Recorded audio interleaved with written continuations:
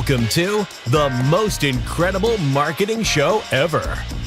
The show where each week a panel of respected marketing strategists, all trained and certified by the legendary Dan Kennedy, share their wisdom, experience, strategies, and insights on how to use Dan Kennedy's philosophy on business and marketing in any type of business, and that you can apply to your business immediately.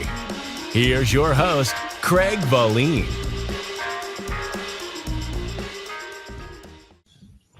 Hello and welcome to the most incredible marketing show ever. I'm Craig Valine, your host. In today's episode, we dive into marketing mythbusters, where we challenge the conventional wisdom of marketing with the razor-sharp teachings of Dan Kennedy. As usual, I'm joined by my panel of Dan Kennedy certified experts, IBAs, friends, peers. They're wonderful people. Thank you. Say hello. We'll dissect and debunk widespread marketing myths and validate strategies that truly work. So expect enlightening discussions, eye-opening revelations, and actionable insights as our expert panel bring real-world examples to the table. And whether you're a seasoned marketer or a curious newcomer, today's episode will equip you with the knowledge to elevate your marketing game. So let's bust some myths and uncover the truths in marketing. So that was an exciting script to read. All right. So, Rochelle, share with me a marketing myth that we can bust. Gosh, that it's that any new tactic will work, right? Mm-hmm. So new tactic meaning, I should go on TikTok, right? I should go on, gosh, well, did you see how many users are there? You know, or I should run Facebook ads, right? And so here's what happens is that if you haven't figured out how to make it work with the simplest marketing that you're currently using, you know, if you can't get on a call, say what you do and have people say, ooh, tell me more, then you putting it on TikTok, you putting on Facebook ads, it ain't going to work there either. And so many people, I believe this myth of the tactic is going to help them, or the webinar, or the whatever, right? Instead of understanding that you've got to make sure that your foundation is solid before you go on anything, period, right? And so as you go through the different myths, I will watch them jump around to different things. Oh, I'm doing a webinar. Oh, I'm writing a course. Or I'm really, so you just working for free. I don't work for free. I don't like to work for free. And that's what you end up doing, is just working for free when you don't follow, like making sure that you have the right foundation before you even get started. That was probably one of the best things I could have thought of to start out this episode, because we didn't even practice that. If you can't sell on the phone or in person, how are you going to sell on a webinar or TikTok or Instagram? That's brilliant. Thank you. Ben, share with us a marketing myth that you're aware of and bust it. Well, before then, I think I have to this is like the support group for the shiny object syndrome, right? So I'm very guilty of that, Rochelle, of especially being heavily into the marketing tech side of things. There's always something new to try or some kind of new AI to play with. And yeah, if you can't sell on the phone, AI is not going to sell on the phone for you, right, if you haven't gotten that messaging down. The one that came to mind for me is kind of a two-sided one, and that's the myths around branding. Either from the side that leads with branding, typical commercials and things like that. Like before I got introduced to Dan Kennedy and direct response, I thought, oh, well, this is how you advertise, is you had to be sort of flashy and unique and, get the Super Bowl ads and things like that. And then in the direct response world, it's the tendency is that the branding doesn't matter at all. It kind of goes in the opposite way. And so I guess that's the myth I would like to tackle is that branding doesn't matter. Branding has its place, I think, is the important thing to keep in mind. If you're doing the branding without any direct response, it's all kind of all talk, no action. Right. But if you're doing the direct response without the branding, it's action only without like personality and kind of building that long-term loyalty. So I think there's a way to balance those. I think you have to be able to have the direct response as your foundation, but the way you go about it needs to build some sort of loyalty. And on a previous episode, Rochelle was kind of alluding to this in terms of when she was presenting Dan information about Dan Kennedy, information from Dan Kennedy, which is great. We've all been trained on that and certified. But what Rochelle's people were telling her is, we want more Rochelle. And so that's an example of, Rochelle was using all the tactics, all the direct response mechanisms, but she was able to bolster that and build a long-term following by being Rochelle. Right. And if you know Rochelle, there's no other way to be than to be Rochelle. Editable moment. Hold on one second. I gotta let my cat out. Everyone freeze. Don't move. Well, that's a first. I didn't want to leave the screen open, so I'm like going, stop it, stop. All right. Thanks, Ben. One of my teachers uses something called intent-based branding, and that means branding with the intent to lead someone to action. So it has calls to action, it has personality-driven marketing in it, it has direct response elements to it. So branding alone, especially for the small business owner, is not a great strategy. So that's a good one. And one thing that we've learned, especially through Dan Kennedy, is personality-driven marketing. And I know that people may initially come to me for the marketing help, but they stay with me because of the relationship that I have with them over time. They either like me or they hate me. If they hate me, they're not going to stick around. So that's a great example. Chuck. Me too. Chuck, hold on a second. Rochelle has her hand up. No, I said me too. I am polarizing. Either you get me, and you go, oh, I love her, or you're like, oh yeah, no, hell no. Please. I would say that for almost all of us, all of our panel, is that they either like us or they hate us. And I use my son in my marketing, affectionately known as Mini Me and College Boy and everything. And I remember getting one email from someone who attacked me for it. She goes, I don't want to hear about you pooping on the toilet and all that stuff, and which I never had mentioned. But the point was telling her every detail about my life. And she goes, your mini me is not a mini me. He's going to grow up to disappoint you and all that stuff. And I'm like, you're welcome, for all the help that I was able to give you. But, if you don't want to come, you don't have to come. If you don't want to read the emails, you don't have to read the emails. There's an unsubscribe button right there. Yeah, exactly. But people feel like they got to tell you. Away. Yeah. Sergeant Chuck, Marketing Mythbuster. Well, just before we get into that, one of Kennedy's strategies was repel to attract, and that's what we all do. I think that hate is too strong a word to use, but they either love you or they think you're an asshole, and either way, they aren't going to follow you if they think you're an asshole. And by the way, if I think they're an asshole, I'm not working with them either, so it works both ways. Amen. Yeah. Amen.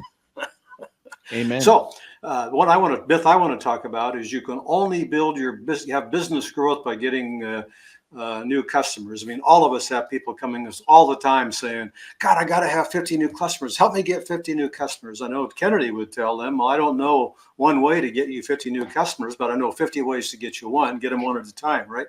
Right. So Kennedy, Laser Kennedy's surveys and whatnot revealed that it cost 5 times as much to get a new customer as it does to get more business from existing customers, referrals, or lost clients. And so in order of the ranking of these, the quickest way to get more business is number 1, through your existing clients. 2 is through referrals. 3 is lost. And the last one is the new client thing, both from a cost and from a time spent aspect of it. There's a quote from Kennedy, which I'll read. Virtually every business owner fails to fully mine the gold in his own customer list while running around everywhere else hunting up the next new customer.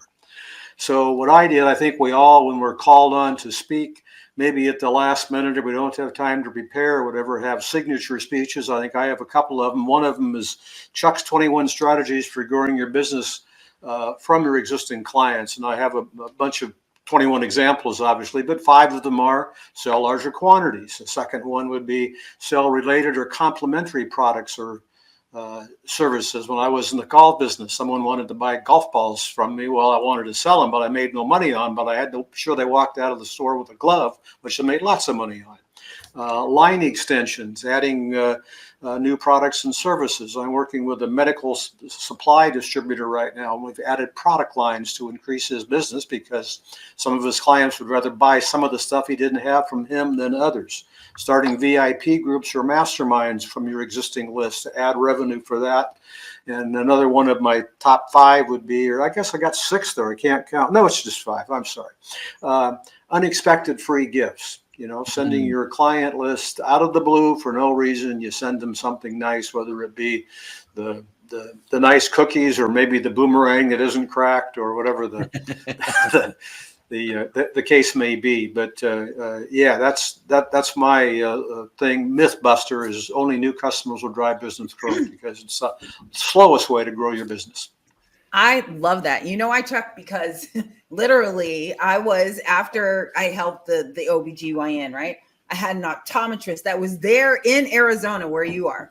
He called me and said, please come help me. I was like, I'd love to. And so I said, well, fill this out. And so he had 30,000 existing patients. Just right there in Arizona, right? And right in the Phoenix area. I'm like, well, are there like total, market? Like there are nobody else. He wanted new. I said, you have got to be kidding me. You've got to be kidding me. So we did this crazy thing as we did, it was on 11/11/11. So that's dating some of, you could still see the gray, right? And we sent out the simplest postcard. And on it, because it was 11/11/11, you could get, $22 off. You could get 33% off. Like we kept graduating the percentages off. Simple postcard. So we send it out to the 30,000. Okay. And when you have 30,000, we've got to have a small little postcard because it does get, pretty expensive. And I said, so I called to check on it as we do. Hey, how's it going? Right. And I said, so how'd it go? He's like, yeah, it was our biggest sales day ever. Really? Yeah. Really? After, right? You'd been open 22 years already. Right. 22 years. Biggest sales day in history from just doing, stop it with that getting new. Stop it. Let's just go cultivate those that are already sitting there. Yeah. Oy vey. Isn't that Oy vey. Yeah, one of my favorite Dan Kennedy quotes is typically people look at it as the purpose of the customer is to get the sale. Like get the customer, make a sale, on to the next. Right. But he said the purpose of the sale is to get the customer. To get a customer. And start that engagement. Once you haven't repelled them, Chuck, then when they're in there, you make that sale, you start, that's the beginning of your relationship with your customers. This episode of the most incredible marketing show ever is sponsored by Rochelle Shaw and her new book, $1 Million Partnerships.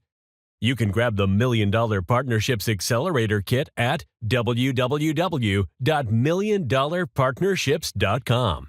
That's www.milliondollarpartnerships.com. Now, back to the show. Well, I don't know about you. I know Rochelle definitely, and forgive me for not knowing specifically about you two gentlemen, but I've had people with me for 16 years. These people stuck with me again from the personality that I have shared with them, and I've revealed a lot of my life with them because they kind of went through it at the same time with me. Unique experiences. But when I was in Las Vegas, I had a very difficult time, and they came together and said, we need to stand by Craig. That's a solid relationship that, with people who stuck by me and were willing to go through. Dan Kennedy says the same thing when he had his drinking problem, right? He, stopped drinking, but that changed everything. And look at the lifers who come out of there to sharing their stories with him because they have that connection, So that is extremely powerful. There are many myths, and thank God this is a theme that we can go on and on and on for. But, one of them is, but Craig, my business is different.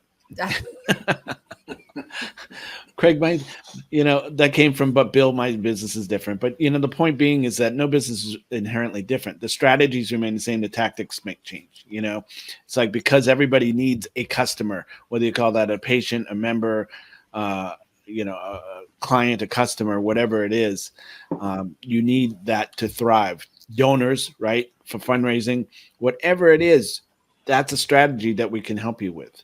That everything that we're kind of talking about. And then, just as you all just kind of shared about the customer being gold, it's like, I have a friend who is a fundraising, she's in charge of development for one of the big, huge arts things in Los Angeles.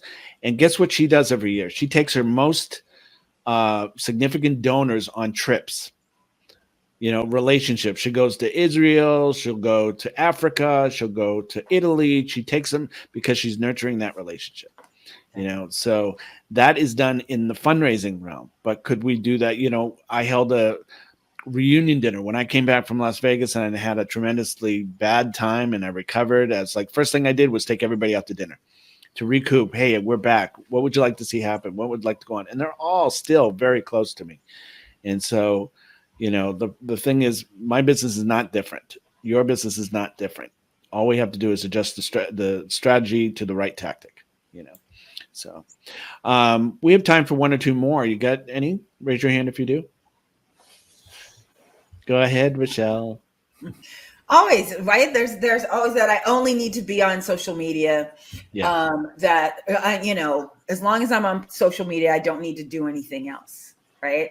And so Chuck had talked about earlier about when Dan, told the story about the chiropractor who just built $1 million practices, right? And they asked him, well, how did you do it? And he said, well, I knew I needed 72 new customers a month. And he's like, well, what's the one way to get 72? He's like, I don't know one way to get 72, but I know 72 ways to get one. Right. And so with it, so many folks think that they only need to be on social media. And when you say, well, what else are you doing? They go, oh, well, but I'm taking and talking, and I'm doing reels, and I'm doing YouTube, and no, that's all one thing. Or when I talk to them, it's like, their schedule is filled with all these chamber events and networking. And I'm like, okay, but what else are you doing? Oh, but I'm doing a lot. No. That's only one way, right? Right. Like, you need to do more than one way to get business to come in. And it's not just the same thing every single month, unless it's working, right? But even if it is working, imagine what could really happen if you did multiple things that were all bringing in. I call them slot machines, right? So like in Vegas, if you had a slot machine that was hitting every single time, and I'm a Vegas girl, right? You would play all of them. You'd put $100 in, $100 in, $100, and you keep playing all of them because they were all generating cash for you. So don't just get stuck in, I only need to be on social media, posting and praying, or even just doing Facebook ads. If that's just your way of getting traffic to your funnels or to your business, or have your phone ring, one is the worst number. Isn't that what Dan always tells us? Yeah. I call that tactical diversity. Multiple tactics working at the same time for the same goal of attracting more new clients, or for the sake of whatever goal you have, right? I love it. Yeah, Bill used to call it diversity creates stability. So very powerful strategy. Ben, what do you have to say? Yeah, and mine's actually a little counterproductive because I do so much with marketing automation, but my myth to bust is automate everything. Because I find so many people get so caught up into trying to figure out how to automate everything that they don't pay attention to like just actually getting the customers in the first place. And so I think in a lot of times, if you can just get some customers, even if you're emailing the first ones, personally, if you're only talking about, getting 10 or 20 people, you're going to get a lot more insights by even copying and pasting and making a little bit of your own personalization and just sending those out and sort of inviting responses. And then from that, you can use that to build automations and scale. But if you focus so much on how can I automate everything right from the beginning, you're going to spend more time spinning your wheels and not actually getting in front of the customers. In some ways, that automation is a little bit of a crutch, right? It's like, here's me, here's the automation, here's the customer, and you lose some of that connection. So while automation is important, and you should, go to marketingfunnel.com and learn more about it, it's a myth to think that you should just automate everything right from the start. Well, my last one would be direct mail is dead. We all hear that all the time. You talk to somebody, That's an easy it doesn't one. work. I sent out a postcard and nothing happened. Just one. What was the list about? All of that, And if direct mail was dead, how come Google keeps sending us postcards about using Google AdWords? I think we said it on a previous episode. Is like the reason people say something is dead is so they can sell a new solution to replace it, right? So that's okay for all the shiny object people who want to grab that new thing. And hey, we're guilty of it too. We've grabbed those things just to check them out, but we don't also give up on our things that work. And direct mail works, webinars work, social media works. But again, diversity creates stability. The more things you have working at the same time, the more likely you are to produce a result. And so that's pretty awesome. So any final words? Any miscellaneous myths myths. I forget what our theme was. Marketing myths.